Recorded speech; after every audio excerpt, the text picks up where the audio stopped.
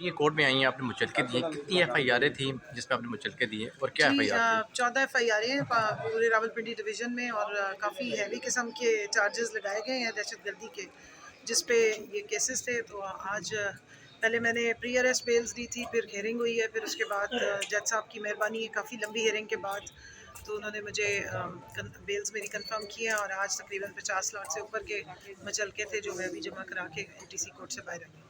और ये वही केसेस हैं, बाकियों पे 12 है, मेरे पे 14 है। ये वो 12 केसेस हैं जिन पे अली अमीन के और ज़रताज और बाकी सारे लोगों के गिरफ्तारी के वारंट जारी हुए हैं, क्योंकि मैंने बेल जो है वो ये करवा ली थी पिछले हफ्ते, तो इसलिए हम बच गए हैं, बाकियों के वारंट निकल रहे हैं। ये बताएं कि सियासी सूरत हाल क्या नज़र आ रही है कि DLA में भी मुलाकातों पर पाबंदी है और क्योंकि मैं कोर्ट रिपोर्टिंग करता हूँ तो मुझे बेशकर यहाँ पे हवालाती बताते हैं कि ईद का भी मौका है, फैमिलियों को मिलने नहीं दिया जा रहा, ना कपड़े दिए जा रहे हैं, ना रमज़ान में कोई अफ्तारी का सामान देने दिया जाए। जेल की मुश्किलात क्या खान साहब की वजह से जेल में लोगों को ज़्यादा नहीं बढ़ गई हैं? देखिए, खान साहब जो है वो एक पॉलिटिकल प्रिजनर हैं और सियासत का गला घोटने के लिए ये इस किस्म के पहले तो पूरे पाकिस्तान में सियासी बे ये जो फेक किस्म के मुकदमे किए गए, 14 FIR यहाँ हैं, 4 मेरे पे फैसलाबाद में, और अभी हमने रेट पटिशन दायर की है ये जानने के लिए कि और कहाँ कहाँ छुपा के हमारे पे केसेस किए गए हैं। तो एक तो पहली बात ये कि एक इंसान जो है वो एक टाइम पे एक जगह हो सकता है ना, ये तो आपकी आइन की बिल्कुल। स्पिरिट भी कहती है, सुप्रीम कोर्ट का फैसला है कि एक तरह की FIR आप एक बंदे पे नहीं लगा सकते। इसी तरह 200 केस जो 250 केस खान साहब पे किए गए, वो एक FIR जो है वो पूरे पाकिस्तान में कर दी जाती है और अभी हमारे साथ भी गई है।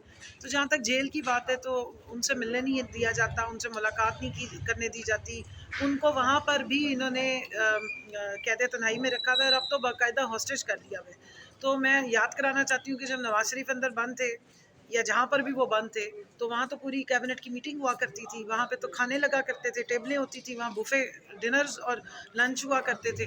और हम अपने लीडर से मिलने के लिए तरसते रहते हैं और वहाँ पे हमें 6-6 घंटे खड़ा रखा जाता है। यही कोर्ट है ATC की और हाई कोर्ट है पाकिस्तान इस्लामाबाद की, जिनसे लोग इजाज़तनामे लेकर जाते रहे समेत मेरे, और 4-4 6-6 घंटे हमें वहाँ तस्लील करके खड़ा रख के, और वहाँ के जो अंदर जेल के इंचार्ज हैं असद वड़ैच साहब, वो फिर अंदर से पैगाम भेज देते कि जी सॉरी, नहीं मिलने देंगे।